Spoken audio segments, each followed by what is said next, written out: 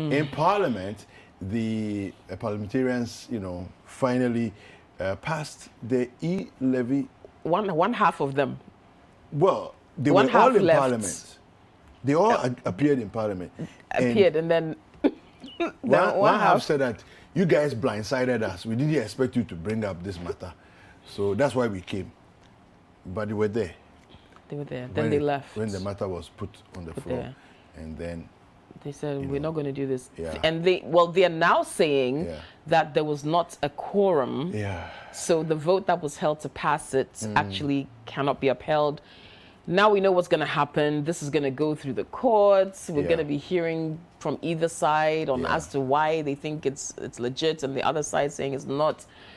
At the end of the day, though, as of yesterday at least, we are told the E-levy has been passed. Yes. No, it has. Charlie. Yeah. And E-levy no dear. Ubet. Yeah, all right. We have a report for you by our colleague Ni Haikwe Okai. Let's take a look at this report. We'll come back and we'll get into some conversations. From 10 a.m. on Tuesday, the Finance Minister, Ken Ofori-Atta, was cited in Parliament with a high number of the members of Parliament present in the House. The Minority Leader, Haruna Idrisu, then raised concerns about the enlistment of the electronic transfer levy on the order paper of Parliament because, according to the minority, it was not captured within the business statement for the week. Every other Friday, we have said that never take us by surprise, because, Mr. Speaker, Parliament cannot be when I conveniently have my numbers, then business can go on. It cannot be. And we will not accept that culture. So when you did not have numbers, you were hesitant. You won't come before the House. Now that you think that you have some reasonable numbers, then you say, go to the business of item 27. Mr. Speaker, you are guardian of our standing orders. And that guardian standing order on business statements every other week, it is supposed to be presented so that we know what business we are to conduct. Despite his surprise, the Speaker of Parliament, Alban Bagbin, granted that the motion be moved by the Finance Minister. The proceeds shall be used to tackle the seemingly intractable and hydra-headed challenges of high youth unemployment, inadequate and poor fiscal and digital infrastructure, including in particular roads, rising public debt, and a diminishing entrepreneurship culture, while maintaining and sustaining the flagship programs. Government has also decided to reduce the rate of the levy from 1.75% of the transfer to 1.5% of the transfer. The coverage of the levy with respect to transfers from bank accounts of individuals has also been clarified as bank transfers on an instant pay digital platform or application originating from a bank account belonging to an individual subject to a daily threshold to be determined by the Minister. Mr. Speaker, at the consideration stage, I'll be bringing the necessary amendments to reflect these changes. Mr. Speaker, as further to this and to ensure accountability, government shall, as part of the media review and annual budget statement, provide a statement showing the quantum of levy collected and the purposes for which it has been applied. The motion was debated on by both sides of the House. Today is a very sad day. If the President is listening, today there is a rallying cry from the people of Ghana for him to save us our pesos in our pocket. And earlier the President will call all his troops that are gathered here, including the Minister of Finance, to go and do the other difficult business in his office and spare us this e-levy, the better it is for our country. What happened to the can-do spirit of Ghanaians? Previously, many of our tax or revenue measures were being influenced greatly by government partners without considering the rigidities in our own economy. But this is a homegrown tax measure which we believe will go a long way after having considered other equally important things that we need to consider in the economy. We believe that if this revenue measure is allowed to, is passed and implemented, it will go a long way to help us address certain issues that have come up as a result of the global crisis and domestic issues as well. We are looking at this tax, among other things, will help us, one, close the infrastructure gap, two, help us acquire some skills and knowledge and capital for the youth, and also address high debt levels as a result of the COVID-19 pandemic and the financial sector bailout. During the second reading of the bill, the minority staged a walkout as a protest against the passage of the bill. Our economy is tottering at the precipice of bankruptcy, with debt at 351 billion, 81.5% of it. Yet we are told that E-levy is a panacea to solving every economic and social problem of this country. Debt service alone, Mr. Speaker, the Minister of Finance will require 37.5 billion into 2022. How useful and how helpful can a 6 billion be? So, Mr. Speaker, this side, we don't support E-levy. We will not support E-levy. Count us out of it. They can proceed with whatever business they want to do. I thank you, Mr. Speaker, put a question. My colleagues are in the chamber. Mr. Speaker, my colleagues are in the chamber. I invite you to put the question now. Put the question now. They're in the chamber. Am I, Honorable Majority Leader, am I to understand that you are foregoing your submission? Yes, and what you are here, put the question. All right. Honorable members, the Majority Leader has adopted what has already been submitted, and so I proceed to put the question. Those in favor of the adoption of the report of the committee in support of the second reading of the Electronic Transaction Levy Bill 2021, say aye.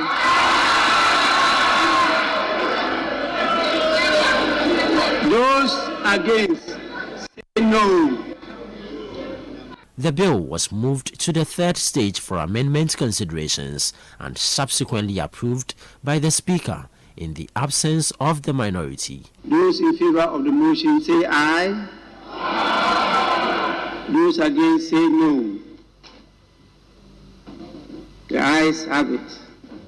An act to impose a levy to be known as the Electronic Transfer Levy on electronic transfers to enhance revenue mobilization by broadening the tax base and to provide for related matters. Honorable members, the Electronic Transfer Levy Bill 2021 duly read the third time and passed. Speaking to journalists after proceedings, the Majority Leader, Oseche Mensah-Bonsu, says the successful implementation of the levy would enable the government to generate adequate revenue for infrastructural projects, create job opportunities, and stabilize the country's debt stock. You heard the Speaker speak to, usually when bills are passed by Parliament, we go through to ensure that the comments, the I's and the T's have been crossed, and so on and so forth. I guess we can spend tomorrow, today because of the match, I'm not sure, that small committee can meet. And maybe after the President's address tomorrow, the space will be found for it to be done. So I guess by the close of the week, it will be ready for the President's assent. Government, or the Ghanaian state, now want to own a stake in this, have some money to develop our economy. Allow them to take the money to develop the economies. I don't want you to introduce any law that will compel Ghanaians to pay to develop our countries. Would any patriotic person say that? Addressing the media, the minority also announced plans to seek legal redress over what it describes as the illegitimate approval of the E-levy bill. What Parliament is purported to have done, led by the majority caucus with less than 137 members, only amount to a charade of approving a so-called E-levy and subjecting it to second reading, consideration, procedural amendment, and third reading. We simply walk out to disable them from having, to quote the words of the Supreme Court, a voting quorum. They are simply and were simply less than 137. At least I'm using 137 because conspicuously everybody in the world and Ghana know the Honorable Adjo Asafo was not.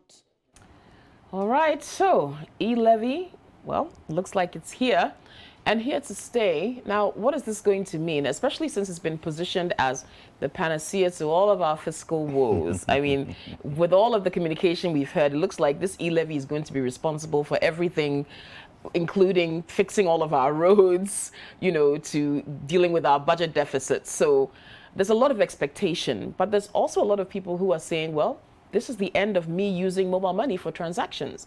This is the end of me using other banking services or financial services that are electronic because I do not want to pay this levy. Well, let's talk to the General Secretary of the Mobile Money Agents Association of Ghana. His name is Sutum, and he's going to give us his perspective and his opinion of what this e-levy could mean for people like him who are in the business of mobile money services. Good morning, Evans. Good morning to you. All right, thank you for joining us on Breakfast Daily. Thanks for having me. Now, just tell us quickly what has happened since the events of yesterday, the vote being upheld for the e-levy to be passed. What does that mean for you as a mobile money vendor, and what has happened between yesterday and now as far as your business? Right, so the policy, we're all not expecting it anytime soon. And so I should say that what transpired at Parliament yesterday regarding the e-levy, it is a kind of surprise to all of us, especially people within the mobile money industry. What I would say is that the industry already is not in a way having a promising future. Simply because it's been endeavored with a number of challenges which are very critical and needed urgent attention to salvage the situation. And so the passage of e-levy bill is really coming to compound the challenge within the industry. I would say that this particular e-levy, especially with its current state, would rather serve as, you know, a tool to facilitate, people from running away from the usage of the mobile money service. And what it means to us as agents also is that we are going to be out of business, or business is really going to slow down. Not that it's really going to slow down. It has already started. So the final implementation of the levy means that our business is really, really under attack. And if care is not taken, we'll find ourselves in a system where all of us wouldn't be happy with it. Let me add that within this mobile money ecosystem, the agent network plays a very significant role in whatever policy regarding the industry. And so we're expecting that in government's quest to put up a policy intending to generate revenue, the technocrats or the people who are directly involved in the day-to-day activities regarding mobile money, our inputs will really be taken into consideration, but that didn't happen.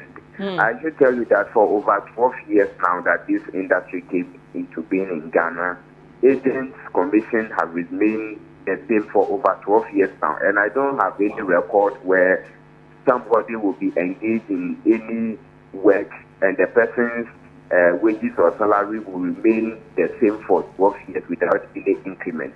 But the sad news is that this is a situation we find ourselves in as a business body, and we're just trying to initiate steps to call for an increment in our charges and then commissions, and then surprisingly, government also came in with this particular levy. So we're thinking that government could actually engage us so that the policy that is coming, they may find a way of designing it such that the agents that are going to serve as the tools to mobilize these resources, government will find a way of cushioning them in terms of an increment in their commissions. So, but this didn't happen. So even you are confirming that you were not engaged in all of the deliberations about this e-levy, not by government, not by the telcos. Mobile money vendors were not engaged. Your suggestions were not sought. No, let's even take the telcos out of this, because they have also suffered the same fate. They were not consulted before the policy came out. That is what has happened. The relevant stakeholders within the industry, there has not been any consultation with them. No input, was taken. And we cannot have any policy successful without the people who are directly involved in its implementation. It can never be successful. Policy that is coming, that at the end of the day, it is really going to deter a lot of people from, using the mobile money service. Then I think it's a cause for all of us to worry. Since the policy was just announced by the finance minister latter part of last year, Bank of Ghana data that was made available, suggested that over 3 billion drop in mobile money transactions, and it's a cause for all of us to worry about, especially as a nation that we want to leverage on technology to digitalize our operations.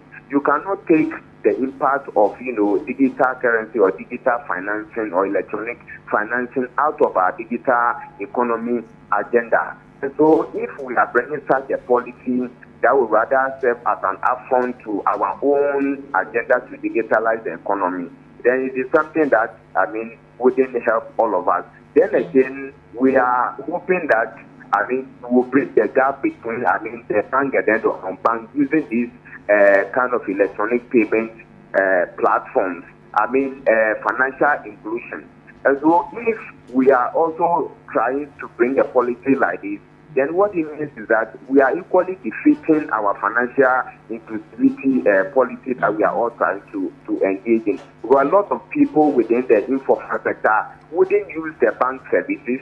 The only service they will opt for is this mobile money platform. And so if the cost in accessing these mobile money platforms are really becoming exorbitant, then as a rational consumer, you wouldn't be, lured or convinced to come and use the mobile money service. We have a number of data available that we were thinking that government could take inspiration or tap some kind of experience from it. The mobile money interoperability came not long ago, but 8 months time, it was around 1.5% as the charges. But after 8 months time, government decided to reduce it from 1.5%. Our big question is what has necessitated that reduction. I am sure it is because consumers are not really responding to the mobile money interoperability, having in mind that the charge is 1.5%. So as soon as it was reduced to 1%, there has been over 120 jump or 120% increment in the consumption and the usage and transaction of mobile money on the mobile money interoperability platform. And we have instances in other African countries. So we're hoping that government could at least take some cue from these experiences and make sure that they model a policy that at the end of the day, one government will be able to generate that revenue, and then again it will also not deter people from the usage of the mobile money platform. Exactly. But what we are having now with government touting that is going to serve as a panacea to settle all our financial challenges, it is rather going to be the opposite. Because the mobile money business is under attack. Right. If the consumer is not there, the agent will also not be motivated to go and do. And we are all hoping that the unemployment rate in the system will try to avoid it. So if the over 400,000 agents, each person is averagely employing 2 people, multiply this and see the impact that we are having on employment in the country. So we're hoping that policymakers will rather look at something that at the end of the day, everybody will be at a safer position. Yeah. Evans, so I want you to paint a picture for us just briefly in a minute. Look down the road, let's say a year from now. What do you envision for the mobile money space? Well, so just speaking from a little reactions that we have collated from our customers, presupposes that, I mean, sooner than later, mobile money will be a necessity. I mean, unless it becomes necessary before I will use the mobile money platform. So that is what we are envisaging, and definitely the industry, instead of it to, I mean, grow into a robust, I mean, kind of ecosystem, that isn't going to happen. We shouldn't just be looking at the mobile money agents directly or the usage of the mobile money by, I mean, some few customers. We have other, e-business or e-commerce or other food cottage and then other small scale industries that are also using mobile money as a means of facilitating the activities. Yeah. So what it means is that if, I mean, the charge is really going to affect or the presence of this E-levy, then it means that all these cottage industries and small and then the online business, all of them, they are going to be really hit by, I mean, the 1.75%, because consumers or customers will be deterred from the usage of, the online means of transacting business. So more consult to, I mean, the physical or handling of cash in the system. So I should say that a year from now, there will be more usage of cash than the electronic means of transacting business, which we are all fighting that at least we should reduce the rate at which we use, I mean, cash than the electronic means. So we don't foresee a sustainable future for the mobile money industry if we don't act fast as a nation. That is what we are foreseeing. All right. And a lot of people wouldn't see the industry as lucrative enough to continue investing in it. Someone like me or an agent next to me wouldn't be motivated because, one, my life is under attack. My profit margin is also under attack. So as a rational investor, why should I keep my investment locked in such a sector that at the end of the day it's not worth, investing in? So thank you, Evans. Thank you so much. I mean, you've been very thorough in your feedback on this. We appreciate your time. Again, he is the General Secretary for the Mobile Money Agents Association of Ghana. Thank you very much, Evans. Yeah. So that's, I mean, I think that there's a few angles to all of this, but he has, stated what he thinks will happen eventually. If this thing once it's rolled out. I also think that based on what the finance minister said earlier, they are targeting 100 Ghana cedis and above, right? So it won't affect, and they're saying that 70% of people do transactions less than 100 Ghana cedis.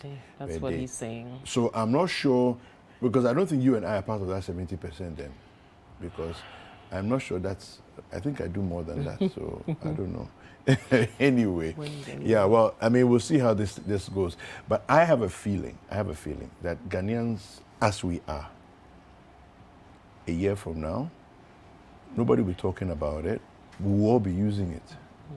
That's a sense that I have. But anyway, we'll see where it goes. We'll see where it goes.